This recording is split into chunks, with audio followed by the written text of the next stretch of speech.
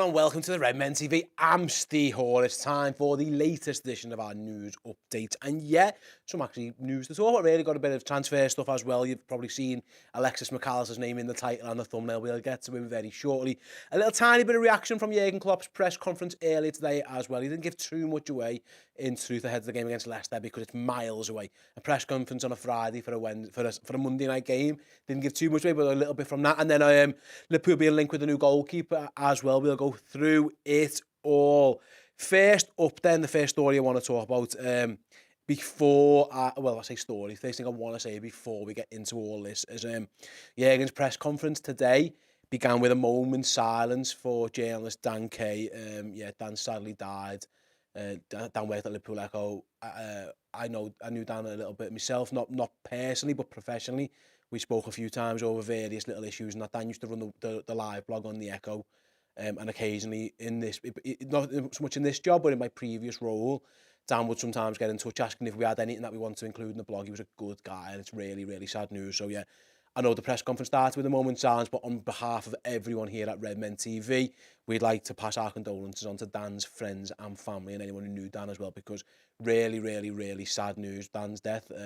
Much too young. He was a great writer and a great journalist. I know if you followed any of the accounts recently, the big Liverpool Twitter accounts, The Echo, Paul Gorse, Neil Jones, etc., they've been sharing some of Dan's stories and some of Dan's work. It's really sad news.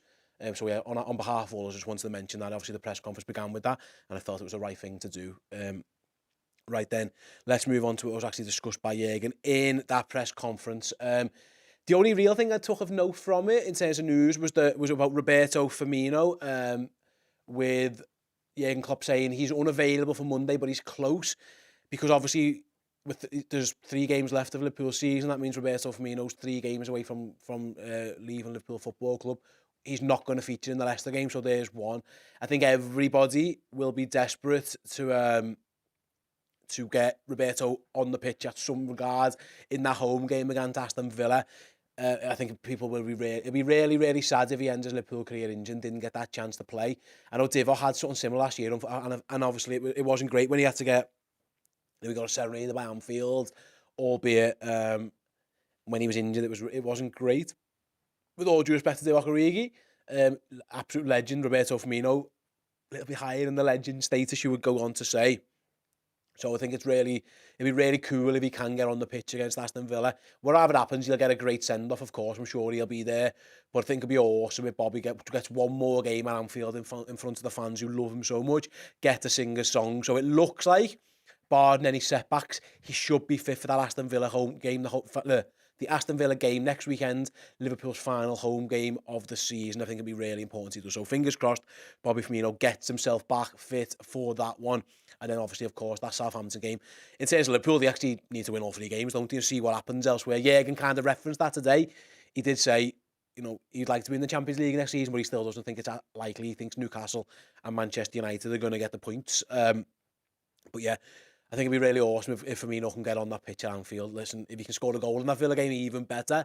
Liverpool might actually need him to get a goal or 2 as well in that game. So we'll see where we're at. But I thought that was the only real thing I took of note, to be honest with you. There was a lot of chat about the top 4 race and how Liverpool have done so far and what's changed, etc. But in general, yeah, I think it's really cool if Bobby can be back. Right then, let's moving on. This story comes, and I'll share my screen right now as I do it. There we go. This is David Lynch, who is the Liverpool journalist. He writes now for Footy Insider. He says Liverpool are plotting a swoop for Hanover goalkeeper Robert Zieler this summer. Sources have told Football Insider. The 34-year-old expected to be available for a nominal fee, despite the 2 Bundesliga outfit recently triggering an extension in his contract. Basically, the general gist of this one is that Liverpool are probably going to lose Adrian. They might lose Kevin Kelleher, and they need a goalkeeper. And what's interesting with Robert Zieler, listen, I don't know too much about him. He's playing 2nd division German football. I don't know what he is as a goalie. It's hard to know. He is a homegrown player. It's interesting because obviously German guy living in Germany playing for a German team. You might not expect that, but because he spends the very early part of his career at Manchester United, he counts towards the homegrown quota, and I think that's really important, especially if Kelleher goes Adrian doesn't count as homegrown, of course, but if we can get someone in, like for like, who does count towards it, there's a reason, you know, Rob Green sat on Chelsea's bench for ages as their third choice goalie. There's a reason Scott Carson is at Manchester City. They very rarely, if ever, have to play, but they go towards the homegrown quota in your squad. Again, whether Zila comes in as the second choice or third choice obviously remains to be seen. My guess is that Ali, well, no, sorry, I know Ali will be fair choice. My guess is Adrian might leave. And in which case, that does make sense that they get someone in, if he's going to be third choice, and he adds towards the homegrown quota. Liverpool are losing Milner. Liverpool are losing Oxlade-Chamberlain. They're probably going to lose Nat Phillips. There's Carvalho whispers as well. Again, Kevin Kelleher, he counts on who knows where that's at. So Liverpool do need to consider that. I think they're considering it as they make signings as well, but they definitely need to consider the homegrown stuff. There's a lot of players, by the way, they could use to fill the squad and fill that quota if they had to. Younger players. But you don't really want to be using younger players when they can be on the separate list anyway. You want to try and pad your squad out with the homegrown lads as best you can. So, really, really interesting. Like I say, let's see, we're losing Keita, says CFM. I'm sure he's Scouse. In there, Naby isn't. Maybe, I mean, he sounds it. Naby lad, perhaps he is. But yeah, we'll see how he goes with the homegrown stuff. I think it's interesting. I think it's clever if Liverpool do it. Like I say, I don't know the standard of a goalkeeper too well, what he is. I still think it would be weird to lose Kevin Kelleher for a nominal fee. I'd rather loan him out if that was the case and get him the first team footy or sell him for a good fee. We'll see how that all pans out. But if Zila comes in as second or third choice goalie and he can tick the homegrown box, I think absolutely, absolute no-brainer, especially with, like I mentioned before, all the homegrown lads that we are going to be losing. Right then, first port of call at this stage of the show. I'm going to be speaking about Alexis Mac Allister. You guys, I'm sure, clicked on the video, but if you watched it because you saw Alexis Mac Allister in the thumbnail. And the latest news regarding Alexis Mac Allister, wait there, I've turned my share screen off. You'll have to give me a second while I get it back up. There we go. Absolutely nailed it. LFC Transfer Room are reporting, and this is via Gaston Adul. They are saying Liverpool are preparing a formal offer for Alexis Mac Allister, and as of today, they are the most principal candidate to be Alexis Mac Allister's next team. Yeah, interesting one, really. They go on to say, and I can bring this second tweet up as well from the guys at LFC Transfer Room. There's no interest. There's also an interest from Man United and Chelsea, but Liverpool is the club that have moved the most, communicated with his environment, and are the most active trying to get him. I think there's been a little bit of Google Translate or something used there, but in general, it looks like, according to report from Argentina. So Gaston Adul is from TYC Sports. There's the famous video that he put out a long time ago.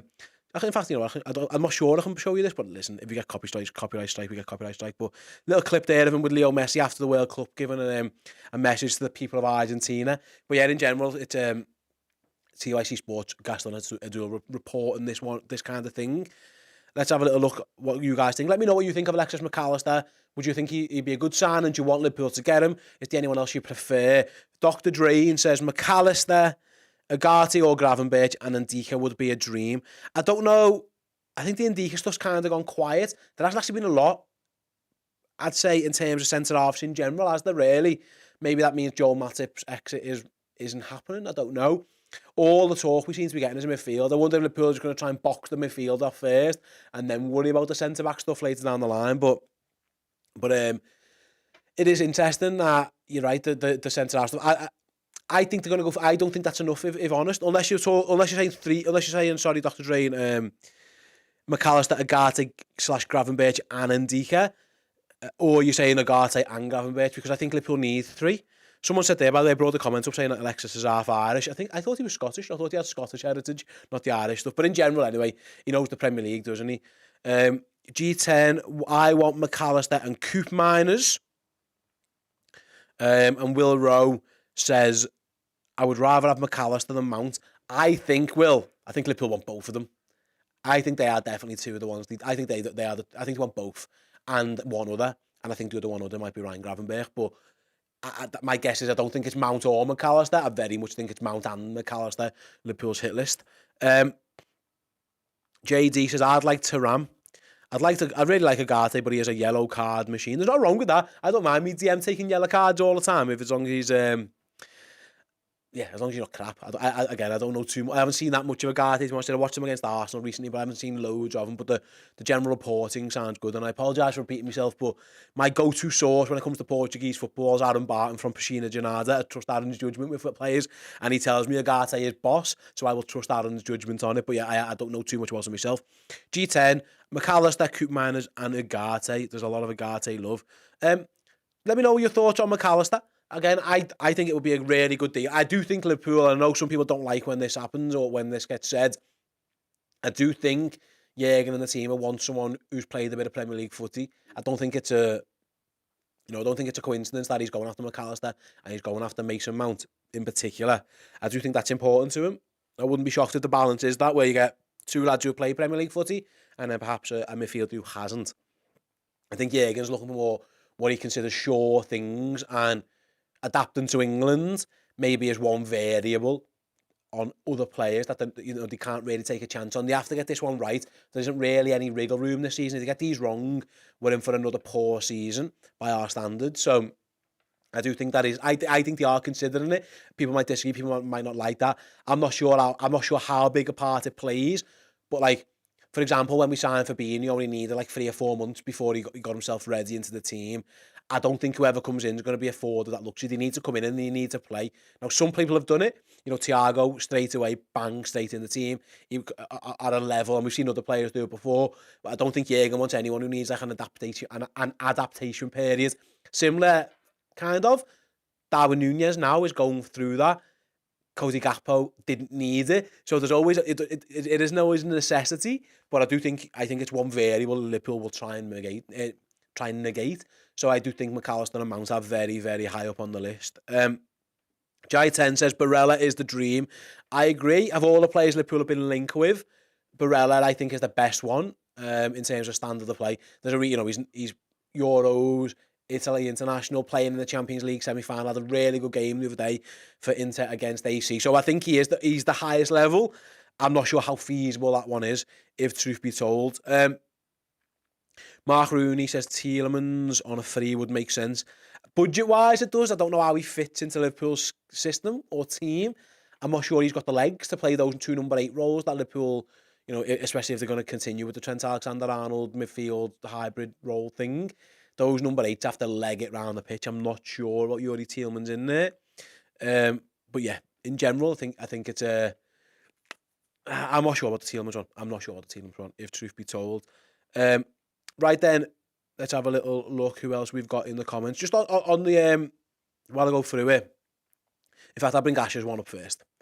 Get Big Mac for 60, Agati for 50, and Mount for 50. Job is a good one, indeed. I mean, the maths, they make a bit of sense. I don't know, again, Chelsea are keen to keep Mason Mount. I don't know, but he is running out his contract as it stands. He's going into a year, so I don't know what the fee would be for him. I don't know how much Alexis Mac Allister will go for. Just talking, like you say, 60 or 70. I know Agati's release clause is apparently around that 50 million mark. So, listen, for Liverpool could spend £160 million there on free midfielders and box things off. I completely agree. Interesting one from Moheb, who says, Mac Allister fits City more for me. We need a physical engine player like Gini Wijnaldum. Excuse me. I don't know. When I watch Mac Allister live, he has got that. He gets about the pitch. Brighton are not a static team. Brighton do press and do get into, and you ask a lot of their players. Obviously, they've got Casado doing the shielding job behind him, but like from what I've seen of Alexis Mac Allister, I think he gets about the pitch fine. I think he could easily do the same role, as left hand side of a 3 or right hand. Again, if Liverpool go back to their conventional 4-3-3, I can see him fitting in there as well. I think in certain games, if you think you're going to have a lot of the ball, even in playing like in a more deep role, trying to pick passes and stuff could work. I think he's technically very good. I think he showed for Argentina as well. He can be very, very disciplined when he needs to. I don't know if I agree with that in terms of. I think his physicality is fine. I've got no worries about that. I also think that's part of the Premier League thing that I'm talking about before. He gets it. He knows there's no adaptation period. Let's have a little look. John Cutler makes a good point, and I'm kind of with you on the Mount stuff. Mount's looking for £250,000 a week, and I don't think LFC would pay that. I don't think Chelsea are going to pay it. So, you know, it's all, I'm looking to, you know, have a mullet, be razor thin, and, you know, have a penis the size of my arm, but like tough, you know what I mean? Not going to get it, are you, Mason? That's not where you're at. So like, no one's going to make that happen. I don't think he'll get that off anybody. Newcastle are an outlier. Be wary of Newcastle. They might go big on the wages, but yeah, he's not going to get that. He's not going to get that off anyone. I don't think Liverpool will go that high. I think Liverpool will give him a significant wage. I wouldn't be shocked if it was, you know, somewhere in the 175 to 200 range. But it's all, yeah, he does want paying off Chelsea, but Chelsea aren't paying him. So what's he going to do? Is he going to take less to stay at Chelsea? I think it also goes by his role in the squad. What do they think of him? Does the new manager want? There's a lot to go off there with Chelsea. Pochettino now, does he want to keep? There's loads. There's a lot to go with Mason Mount. I don't think Mason Mount's a done deal to Liverpool at all. Obviously, I think it is. I think what's the word I'm trying to say? Like for example, if it was the same money from Liverpool and Chelsea and the same role in the squad, I think he'd still pick Chelsea. But if the money's a little bit more at Liverpool, but he's told he's more likely to play, fits in the style better, and he's also moving to a more stable club. Chelsea are a bit nuts. Like, it's a new manager all the time. That's hard to get rhythm and stuff. Then maybe that's where Liverpool appeals. I think, like I say, ideally, Mason Mount would want to get paid by Chelsea and play for Chelsea. I think we'd all agree on that. But with Liverpool lurking, he's got his options there. We put a video on the channel yesterday, you know, as a podcast. Well, I don't know if you had a chance. I kind of asked Neil Jones on our Journal Insight show, is Mason Mount and his agent kind of just using Liverpool to get Chelsea to where he wants to be? Maybe. I don't know. You can go and check that out at some point as well, guys, on Journal Insight, but it's available for free on YouTube, that clip, by the way. Maybe that's what we're doing. Maybe that's what he is doing. I mean, maybe it's a big old game. I don't know. But I don't get that sense with Alexis Mac Allister, if truth be told, because I think the general feeling is he's going to leave Brighton. That's what's being said. I think his dad confirms as much in an interview not so long ago. And we know Brighton will sell. Now, Brighton are hard to buy off.